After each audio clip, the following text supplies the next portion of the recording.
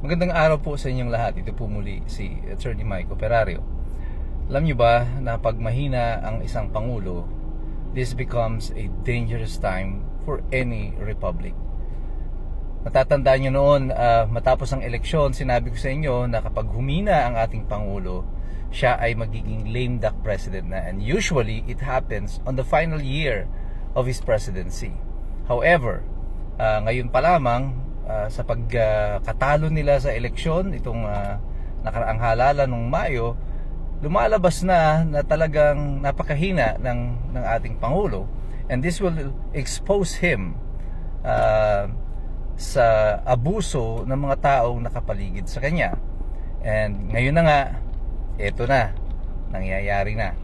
Yung sinabi ko noong Mayo, it is happening today. Everything that has happened to the president as of this time ay siya rin ang may kasalanan. Ang perception sa kanya ng maraming mga tao, pati na rin ang kanyang sariling mga kaalyado, ay napakahina niyang presidente, kaya siya ay kanilang pwedeng paglaruan at maaaring inaabuso na rin kung hindi niya nga alam itong mga nangyayari sa paligid niya. Pero parang napaka-imposible naman na mangyari ito. Bakit tayo nakarating sa ganitong sitwasyon at bakit ito delikado para sa Pilipinas? Balikan natin ito mula noong 2023. Ang umpisa ng hidwaan ng mga Duterte at ng mga Marcos ay nag-umpisa nitong umugong na at inirelease nitong grupo ng House of Representatives sa pamumuno ni Romualdez itong People's Initiative, kung natatandaan nyo ito. Ang People's Initiative ay para baguhin ang konstitusyon at ang layunin nito ay ma-extend ang termino ng Pangulo. I think this was Plan A. Dito naging malinaw na walang planong bumaba si Ferdinand Marcos sa pagkapangulo at tila gagayahin niya na nga yung ginawa ni Ferdinand Marcos Sr. At sa pamamagitan ng House of Representatives, ikinasa ang People's Initiative. Nung una ay may pagtanggi pa ang House of Representatives tungkol dito.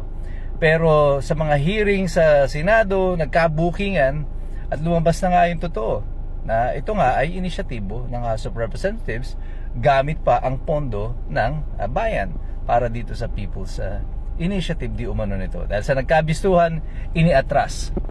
Plan B, impeach Sara. Because kung nandyan si Sara Duterte, sigurado na merong ibang pangulong uupo sa susunod na eleksyon after the next election in 2028. So the strategy was to remove Sara Duterte. Pero sa pag-aalis na yan kay Sara Duterte, kailangan din to get rid of Digong. So Digong was also sacrificed para nga makumpleto itong impeachment process na ito. But then again, it failed. At sa second failure, Plan A, Plan B, all failed. At nagamit pa itong sitwasyon ni Digong, I think, sa aking opinion, ay naging distraction ito doon sa mga naging issue tungkol kay First Lady Liza Araneta dahil doon sa pagkamatay ni Paulo Tantoco. So, they move on to the next phase.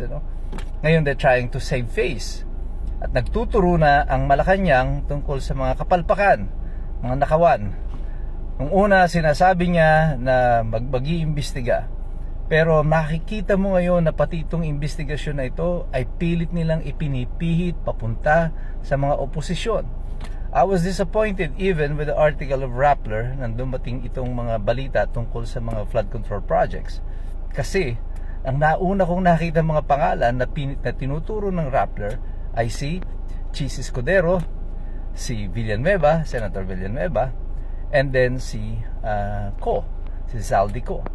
It appears na parang si Zaldico will be the sacrificial lamb, pero majority ng blame ay gusto nilang ituro doon sa mga tingin nila will become the opposition to President Marcos.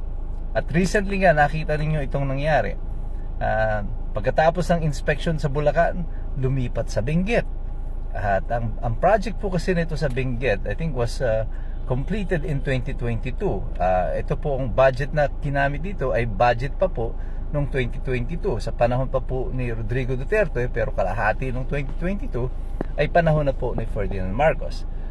Nag-switch sila ng pagtuturo, ng blame, para may makita na ang project ng 2022 ay meron din ganitong nangyari. However, this is not a flood control project.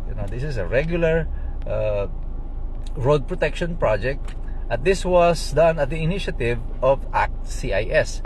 Yun pong party list noon nila Tulfo, ng mga Tulfo brothers. Sila po ang nag-inisyatibo nito.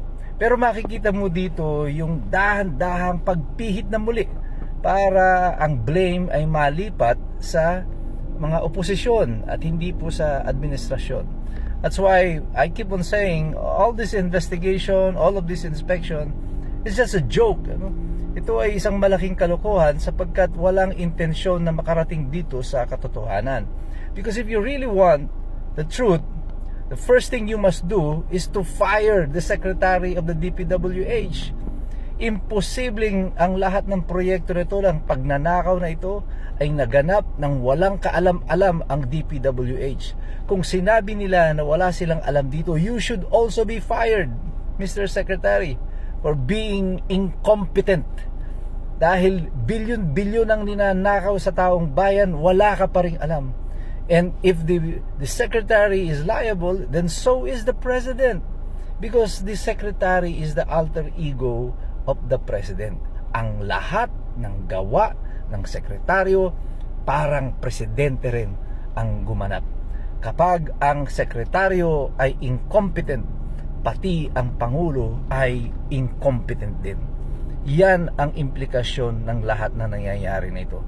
Paano natin seryosohin ang isang investigasyon na ang nag-iimbestiga na inutusan ng Pangulo ay yung ding Secretary of DPWH para imbestigahan yung mga sarili nila? Bakit nila gagawin yun? Bakit ang mga House of Representatives na kaalyado niya, wala pa siyang pinapangalanan hanggang sa kasalukuyan? Why is still Romualdez the Speaker of the House? Remember, prior to Bongbong Marcos becoming president, bago siya naging Pangulo, hindi naman po powerhouse dito sa House of Representatives si Romualdez. He's a nobody in the House of Representatives. Kaya lang siya naging House Speaker, it's because of Ferdinand Marcos Jr. Kaya siya nananatili, it's also because of Ferdinand Marcos Jr. Wala pong ibang may kasalanan dito, Mr. President, kundi kayo. Hindi natin maitatago ito sa matagal ng panahon. Bakit ko sinasabing delikado? Well, this is desperate times for the administration. And ang natitira na lamang pong alternatibo dito, in order for them to assure that the president will stay in office, are two things. Number one, if Sara Duterte will be eliminated, either by impeachment or by any other means. Number two, if there will be war, magkakaroon ng digmaan. And I don't like the picture of what is happening in Mindanao right now. Ina-agitate ang MILF to a rebellion, to rush to arms again. We are agitating the Chinese, and goading them to an armed confrontation, kahit na sinabi na ng Amerika na nangako ang China na hindi sila makikigera, makikidigma sa Taiwan sa panahon na ito. Something is really wrong here, and something is not right, and something smells fishy. Kaya tayo pong lahat, mga kapatid, patuloy tayong manalangin na ang ambisyon ng marami na manatili sa kapangyarihan ay hindi makaapekto sa atin bilang isang bansa. Hindi po China, hindi Amerika, hindi NPA, hindi MILF ang pinakamalaking banta sa atin sa kasalukuyan. Ang pinakamalaking banta sa atin sa kasalukuyan, itong walang habas na korupsyon, pagnanakaw, ang pagkagahaman sa kapangyarihan ng iilan. Pero tayong lahat dapat makilahok dito, sumali tayo dito. Tayo ay mag-aral, mag-participate, sapagkat mahirap makialam ang taong walang alam. God bless you, God bless us all. Mabuhay ang Republika ng Pilipinas.